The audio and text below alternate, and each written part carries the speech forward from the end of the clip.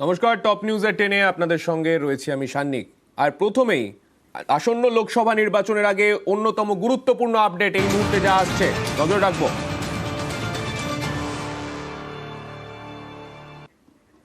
Supreme কোর্টের নজরদারিতে লোকসভা ভোটের দাবি তৃণমূলের। নির্বাচন কমিশনের ভূমিকা নিয়ে সোশ্যাল মিডিয়ায় পোস্ট ডেরেক ওব্রায়েনের। আমাদের সঙ্গে রয়েছেন আমাদের প্রতিনিধি আবির। আবিরের থেকে বিস্তারিত জানতে চাইবো। আবির, নির্বাচন কমিশনের ভূমিকা নিয়ে প্রশ্ন তুলতে শুরু করছে তারা। একই সঙ্গে তাদের শাসক দল বিজেপি ব্যবহার করছে তা যথাযথ নয়। এক্ষেত্রে তৃণমূলের অভিযোগ, কোথাও গিয়ে নির্বাচনের ক্ষেত্রে বিরোধীদেরকে ভয় পাচ্ছে, তাই এই ধরনের আচরণ করা হচ্ছে। বিভিন্ন রাজ্যের যারা অফিসারদেরকে বদল, স্বরাষ্ট্র সচিব, রাজ্য পুলিশের ডিজি যে বদল, আসলে সেগুলো ব্যবহার করা হচ্ছে যে নির্বাচনী মেশিনারি তাকে ব্যবহার করা হচ্ছে, এবং এক্ষেত্রে যে পদ্ধতি করা হচ্ছে তাকে যথাযথভাবে তারা মনে করছেন না। সেই কারণে তৃণমূল কংগ্রেসের তরফ থেকে দাবি করা হচ্ছে যে সুপ্রিম কোর্টের নজরদারিতে নির্বাচন করা হোক। সেই দাবিতেই তারা সরব হয়েছেন এবং সেই প্রসঙ্গের কথাই আজকে উল্লেখ করেছেন হচ্ছে ডেরেক ওব্রায়েন। তুমি জানো যে গতকালই যে 6 রাজ্যের যে স্বরাষ্ট্র সচিবকে বদল করা হয়েছে, পশ্চিমবঙ্গের রাজ্য পুলিশের ডিজি তাকে সরিয়ে দেওয়া হয়েছে। এই গোটা প্রক্রিয়া আসলে নির্বাচনী যে প্রক্রিয়া বা ইলেকশন কমিশনের যে ভূমিকা, সেই ভূমিকার ক্ষেত্রে আসলে কেন্দ্রের শাসক দল হস্তক্ষেপ করছে, তারাই এই বিষয়গুলোকে পালন করছে, এমনই অভিযোগ রাখছে হচ্ছে তৃণমূল কংগ্রেস। বেশ, ডেরেক ওব্রায়েন এই বিষয়ে আজকে যে টুইট করেছেন, সেই টুইটে তিনি কি বলেছেন? বিজেপির নোংরা রাজনীতি নির্বাচন কমিশনের মতো প্রতিষ্ঠানকে ধ্বংস করছে। বিজেপির কি জনগণের মুখোমুখি হতে এতই ভয় যে কমিশনকে বিরোধীদের বিরুদ্ধে ব্যবহার করতে হচ্ছে? প্রশ্ন তুলেছেন ডেরেক ওব্রায়েন। কমিশন না হিজ মাস্টার্স ভয়েস, সরকারি আধিকারিকদের বদলি। স্বভাবতই রাজীব কুমারের বদলি প্রসঙ্গে কটাক্ষ ডেরেক ওব্রায়েনের। সুষ্ঠু অবাধ নির্বাচনের জন্য সুপ্রিম কোর্টের নজরদারিতে ভোট চাই, দাবি জানিয়েছেন ডেরেক ওব্রায়েন, তৃণমূল সাংসদ। সুষ্ঠু ও অবাধ নির্বাচনের জন্য সুপ্রিম কোর্টের নজরদারিতে ভোটের দাবি তৃণমূল সাংসদ ডেরেক ওব্রায়েনের।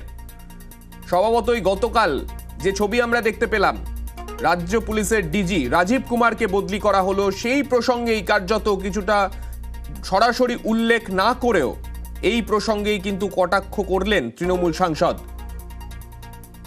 সরকারি আধিকারিকদের বদলির প্রসঙ্গ উল্লেখ রয়েছে তার সোশ্যাল মিডিয়া পোস্টে।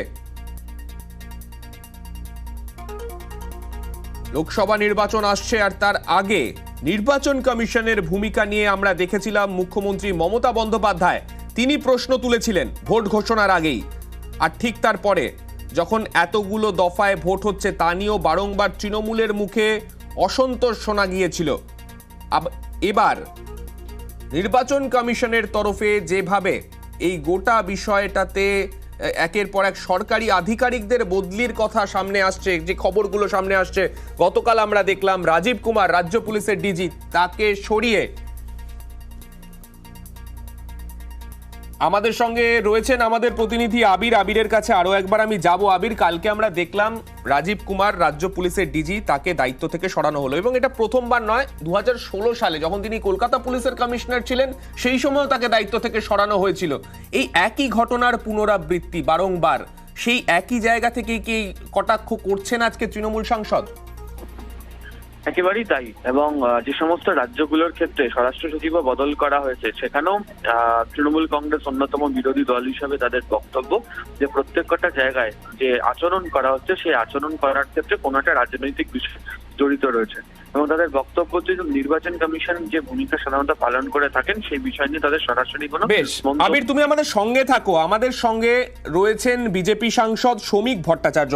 শ্রমিক বাবু, আজকে ডেরেক ওব্রায়েন তৃণমূল সাংসদ, তিনি প্রশ্ন তুলছেন নির্বাচন কমিশনের ভূমিকা নিয়ে, এবং তার মধ্যেও তিনি বলছেন যেভাবে সরকারি আধিকারিকদের বদলি করা হচ্ছে তার জন্য সুপ্রিম কোর্টের নজরদারিতে ভোট করানো হোক, এই দাবি তিনি করেছেন সোশ্যাল মিডিয়া পোস্টের মাধ্যমে। কি বলবেন?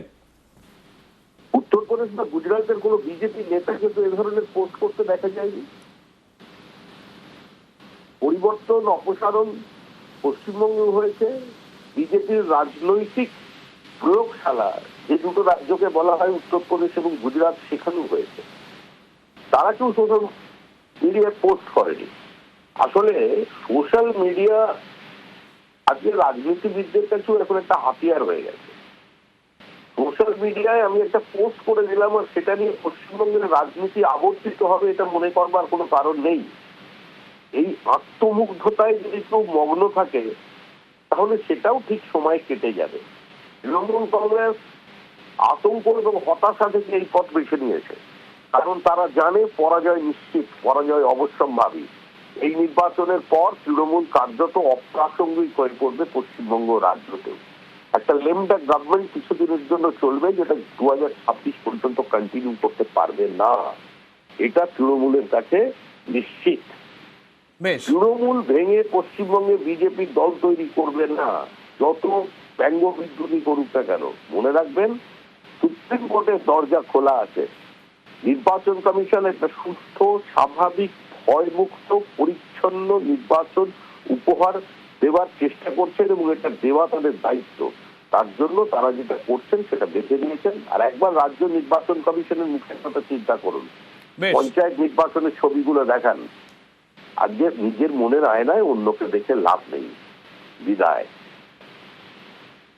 বেশ, ধন্যবাদ শ্রমিক বাবু। আমাদের সঙ্গে রয়েছেন বাম নেতা সুজন চক্রবর্তী। সুজন বাবু, আজকে তৃণমূলের সাংসদ ডেরেক ওব্রায়েন তিনি বলেছেন, তিনি দাবি করেছেন সোশ্যাল মিডিয়া পোস্টে, সুষ্ঠু ও অবাধ নির্বাচনের জন্য সুপ্রিম কোর্টের হস্তক্ষেপে, সুপ্রিম কোর্টের নজরদারিতে যেন ভোট করানো হয় সেই দাবি তিনি রেখেছেন। এবং তার পরিপ্রেক্ষিতে বিজেপি নেতারা তারা দাবি করছেন গুজরাট এবং উত্তরপ্রদেশেও একই জিনিস হয়েছে। কোথা থেকে সেখান থেকে কোনো সোশ্যাল মিডিয়া পোস্ট আসছে না কেন, প্রশ্ন করছেন তারা।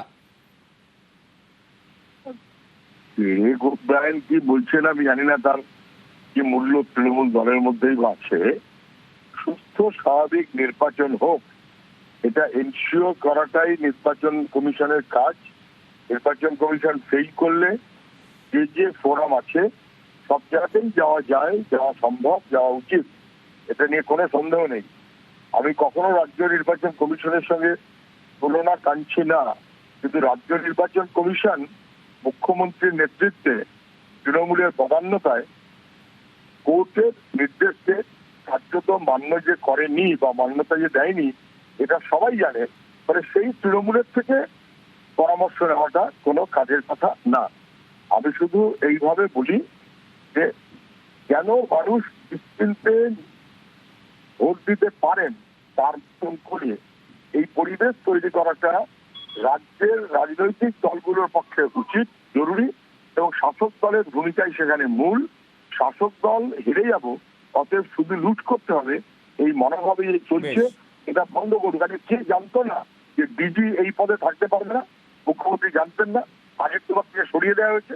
কেন জেনে বুঝে করলেন শিবু শাহজাহানদের প্রপার্টি তথ্য ধামাচাপা দেওয়ার জন্য, লোপাট করার জন্য। ফলে অপরাধের সঙ্গে যুক্ত হয়ে গিয়ে রাজ্য সরকার যদি অপরাধী কাজ করে সেটা মেনে নেওয়া যাবে না। বেশ, ধন্যবাদ সুজন বাবু।